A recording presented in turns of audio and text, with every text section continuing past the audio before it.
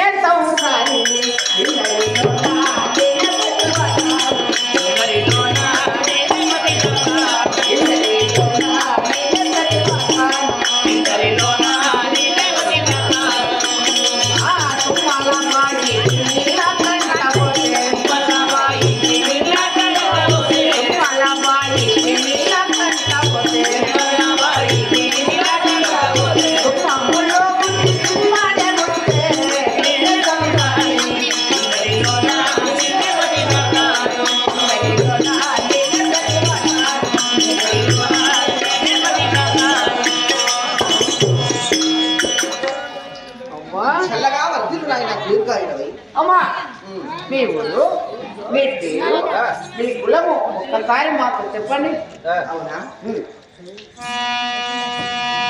సరుగునదని పెదానో చెల్లి తిరుగుగల నామదేగము తిరుగుగలరగా కోమలి సాత్యకి అందురే ఈ జగానను తిరుగుమా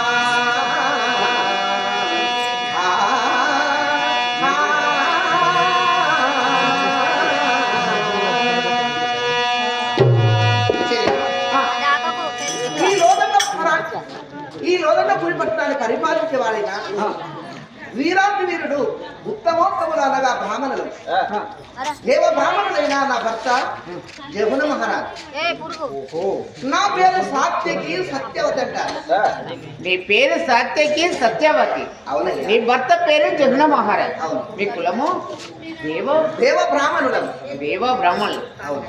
అమ్మా, మరి నీ భర్త ఎన్ని సంవత్సరాలు ఉంటారు? నువ్వు ఎన్ని సంవత్సరాలు ఉంటావు? అయ్యా, బ్రాహ్మణ కులమైన ఈ రాజ్యాన్ని పరిపాలించే మహారాజు అయినాడు ఆ జగన మహారాజు.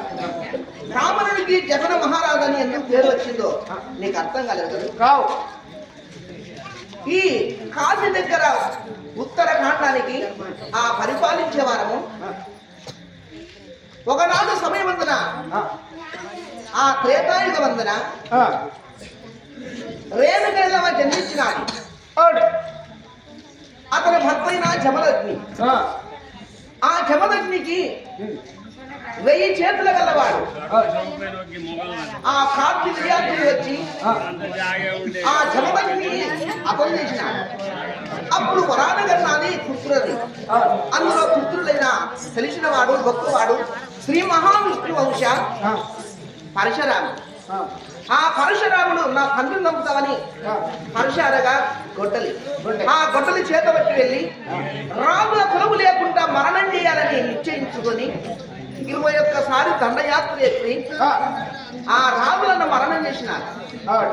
కొందరు ఆడవారి వస్త్రాలు కట్టుకొని ఆడవారి కొమ్ము చాటున దాగబడ్డ వారే బ్రతికినారు, కానీ రాజులన్న వారు లేకుండా చేసినారు. కొంతమంది బ్రతికినారు.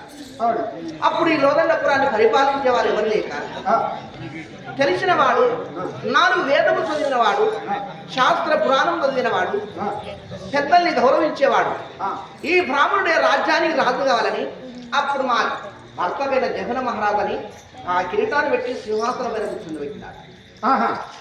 అందుకే నా భర్త జగన మహారాజు. నా పేరు సాత్యకి సత్యవతి అంటారు. మరి నీకేమన్నా కొడుకులు బిడ్డలు? అదే బాబు, ఎవరైనా రాజాది రాజులు వచ్చి మాతోటి బ్రాహ్మణుడు వచ్చి మా చేతుల అన్నం తిని చేయి గడిగి వెళ్ళిపోవంగా దాచుకున్న ధనం అడగరు, సంపాదించిన భూములు అడగరు. అమ్మా, నీ గర్భవాసం ఉంది, నా కొడుకులు ఎందరు బిడ్డలు ఎందరంటే నేను కనని కొడుకుల పేరు చెప్తున్నా, పుట్టని బిడ్డల పేరు చెప్తున్నా. భగవంతుడా, అందరి వల్ల పూల రాత, నా వల్ల నాన్న రాత. ఎన్నో నోపులు వచ్చినాను, ఎన్నో సేవలు చేసినాను. నాకంటే చిన్న వారికి, నా ఈడు వారికి ఎండ కొడుకులు సంఖ బిడ్డలు. సంతానం సభకీర్తి, అప్పు అపకీర్తి. సంతానం లేని ఆడదాన్ని, సంపద లేని మగవాన్ని ఈ ప్రపంచం చులకన చూస్తారు. ఈ గొడ్డు పేరు దూరమై నాకు కన్న పేరు దగ్గర కావాలని ఎన్నో తీర్థయాత్రలు సేవించి ఎన్నో మొక్కులు మొక్కి పూజలు చేసి ఎంత బాధపడ్డ ఆ దేవుడు నాకు సంతానం ఇవ్వలే. అయినా పాండురంగ సన్నిధులన నిత్యం ముమ్మారుగా అతన్ని పూజించేవారు. మా వయసు మళ్ళీనాక ఆ భగవంతుడు పాండురంగని కటాక్షం వలన మాకు ఏక కుమారుడు జన్మించినాడంటే ఒక్కొక్కడు. ఆ కొడుకు పేరు పాండురంగ దేవని జన్మించాడు కాబట్టి అతని పేరు పుండరీకుడు. అతని పేరు పుండరీకుడు. మరి లగ్నం చేసిన కొడుకు? నా వయసు 85 సంవత్సరాలు, నా భర్త వయసు 95 సంవత్సరాలు. ఆ 12 ఏళ్ల పిల్లవానికి అతను చూస్తామో చూడమో అపుత్రాస్త్య కత్తిర్నాస్తి అన్నారు. పెళ్లి కాకుండా మరణించిన వారికి మరొక జన్మం లేదు. పెళ్ళైనాక పిల్లలు కాకుండా మరణించిన వారికి ఆ స్వర్గానికి దారి లేదు. ఏ పాపం చేశాము, ఏ ద్రోహం చేశాము. ఇన్ని సంవత్సరాలకు వయసు మళ్ళిన తర్వాత వరప్రసాదంగా కొడుకు పుట్టినాడు. ఈ కొడుకు పెళ్లి చూడకుండా మరణమితం అనుకొని మా సాటి బ్రాహ్మణ అమ్మాయి తన ఎత్తు బంగారం ఇచ్చి అమ్మాయిని తీసుకువచ్చి తొట్టెకు భాష్యం కట్టి పెళ్లి చేశాము. నా గోడలు జగాబాయి. జగాబాయి. సరే అమ్మా, మరి మీ ఊరిలో ప్రతివత ధర్మం ఏ విధంగా ఉంటుందో ఒకసారి మాతో చెప్పు. అవునా, ఉత్తర కాశీలో ఉంటాం కాబట్టి ఎవరైనా భాయ్ అంటారు. లక్ష్మీభాయి, రాంభాయి, భూదేవ్ భాయి, జకాభాయి, ఈ విధంగా భాయ్ అన్న పేరు వస్తారు. కావున నిత్యం ముమ్మారు పాండురంగన సన్నిధిలోన మేము పూజించే వారము. అతడే మా విలవేల్పు, అతడే మా కులదైవం. సత్యం. ఈ ప్రపంచం మీద అందరూ ఒక ఎత్తు, మా గ్రామంలో ఉన్నవారు ఒక ఎత్తు. అందరూ సత్యానికై తొగదొక్కేవారు.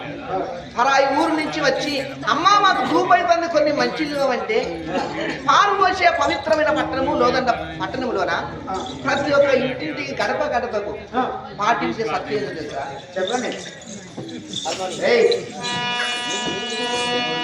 పదివతరాలై పదియే దైవముందని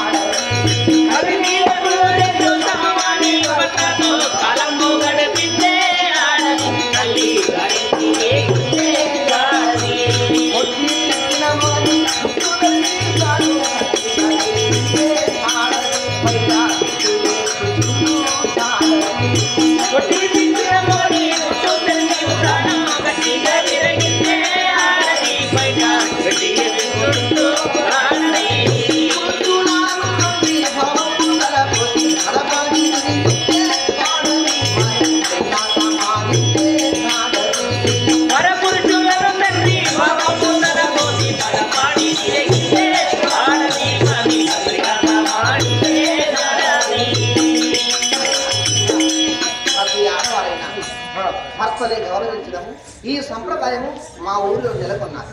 అవునా? అవును. అమ్మా, మరి ఇప్పుడు నీ భర్త నిన్ను తీసుకొని తొందరగా రమ్మన్నాడు, వెళ్ళిపోదామా? అవునా?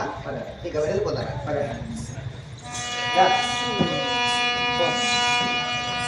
దండమునా ప్రాణనాయక దండమునా మనోహర అందకు చేరగవచ్చిని దండిగా దీవించరయ్యా భయమతి తోడా.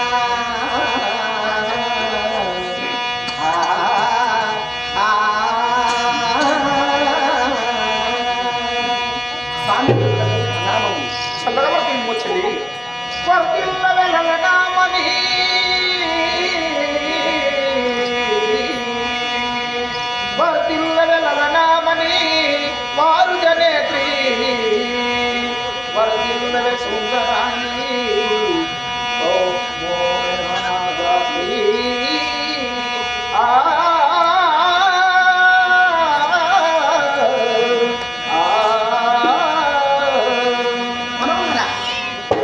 నీ అరుణారుణోదయ పాదపడులకు వేలకులకు నమస్కారానికి ఆచరిస్తాను. చల్లగొడుతుంది పుణ్యాత్మ ఈ రాజ్యాన్ని కన్నబిడ్డ వల్ల కాపాడేవాడు. అవును, నీవు లోకానికే కీర్తి తెచ్చినవాడు. అవును బాబు.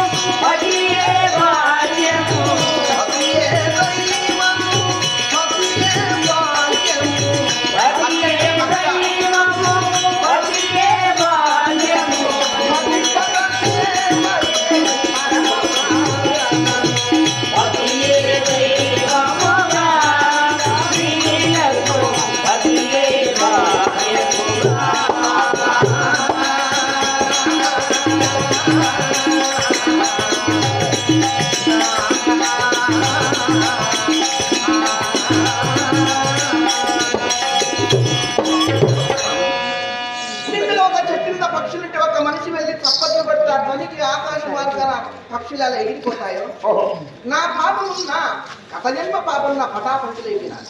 జన్మ జన్మలకు నీకే భార్యను కావాలని ఆ దేవతను స్మరిస్తున్నావు. కానీ వంటశాలలో వంట పాకం చేస్తుండగా నన్ను రమ్మని మళ్ళీ చేసినావు.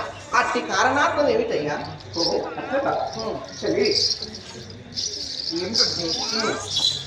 ఇప్పుడు మనము ప్రతి నిత్యము మాత్రమైన కానీ ఆ పాండురంగడు అంటే శ్రీహరి ఆ గోపాలకృష్ణుని ఏడుకుంటా ఇంతవరకు మనము పూజలు పురస్కారములు చేశాం. అవునయ్యా. మన వయసు ఉడిగిపోతున్నది, మనకు చేతులు కాకుండా అవుతున్నది. అవునయ్యా. మన కుమారుడైన ఉన్నాడు కాబట్టి మన కుమారుణ్ణి పిలిపించి ఈ రాజా పట్టాభిషేకములోన ప్రజలందరూ చూస్తూ ఉండగా కూడా మన కుమారుడికి తలకు కిరీటము పెట్టి రాజా సింహాసనం మీద కూర్చుండబెట్టి రాజా పట్టాభిషేకము చేసి నాయనా ఈనాటి నుండి మాత్రమైనా మేము వృద్ధులము అంటే ముసలి వాళ్ళమయ్యాము, ఆ గోపాలకృష్ణుని స్మరించుకుంటా ప్రతి నిత్యము పూజలు చెయ్యమని మన కుమారుడికి చెప్పుదామని నాకు ఆలోచన కలిగి అందుకే నిన్ను పిలిపించాను చెల్లి. చక్కని ఆలోచనయ్యా. మన చూపు మందకిచ్చిపోతున్నాను. మొఖాలు ముందుకు వచ్చి మోచేతులు వెనుకపోయి నడుము వంగిపోయి ఊరేమో పొమ్మంటున్నది, కాడేమో రమ్మంటున్నారు. ఊరుకు దూరం అయ్యి కాడి దగ్గర ఏ వయసులోనా ఆ పాండురంగడు కోవెల అనగా గుడి, ఆ గుడికి వెళ్ళి కోరాముడి దూరంలో పూజ చేసి స్నాన తుంజాలు చేసి ప్రసాదం పెట్టి రావాలంటే మనకు చూపు మందగించిపోయింది కదా. ఈ 95 ఏళ్ళకున్నారు. ఇక ఈ పూజలు పునస్కారాలు మనకెందుకు? మన కొడుకైన యుక్త వయసుకు వచ్చినాడు ఆ పుండరీకుడు. ఆ పుండరీకుని పిలవనంపి పూజ ద్రవ్యాలు అతని చేతికి ఇచ్చి భగవంతుని పూజించి మనం ఇంట్లో కూర్చొని రామాకృష్ణ అని ఒక మూల నుండి భజన చేసుకున్నాను. మన కుమారుని పిలవనంపంటున్నాడు. అది అరే మంత్రి, దివ్య తలుపుడైన నా కుమారుడు, నా బంగారు తండ్రి పాఠశాలలో వేద పాఠశాలలో విలువిద్యలు నేర్చుకుంటున్నాడు. మీ తల్లిదండ్రులు రమ్మంటున్నాడని నా కొడుకును పుండరీకుని పిలవనప్పుడా? సరే అమ్మా, తొందరగా తీసుకొని వస్తాను. పిలవనుకుంటున్నావా? మరి ఎట్లా పోవాలి? నా చిన్న కుమారుడు కాళ్ళు కందిపోతాయి. పోంగా నడుచుకుంటూ వెళ్ళి రాంగ నా కుమారుడిని భుజ స్కందాల పెరుగుతున్న పెట్టుకుంటా. చిన్నగానే ఉంటాడు ఆయన. చిన్నవాడే అంటే నా ముద్దుల ఎన బంగారు తండ్రి, నా చక్కని వాడురా, మహావీరాది వీరుడు, ఇప్పుడే తప్పడడు లేకుండా మహానుభావుడు, వేద వేదాలు దివ్య శాస్త్రములు చదివిన మహానుభావుడు. అవునా? పిలవనంపు. చిన్నోడే. అయ్యో, ఇప్పుడు పెళ్ళిస్తా చూడిగా.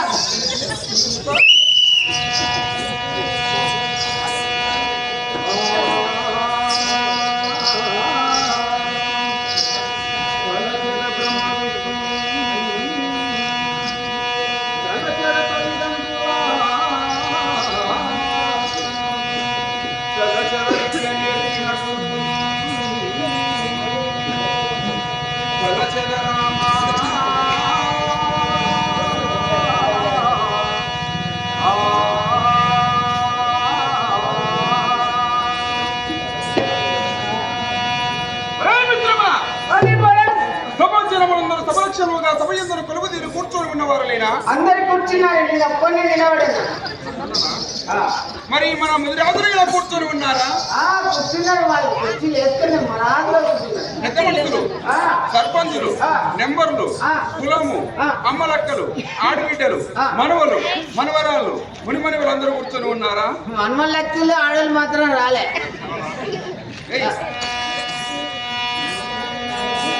అమ్మమ్మ చంద్రవందే దేవి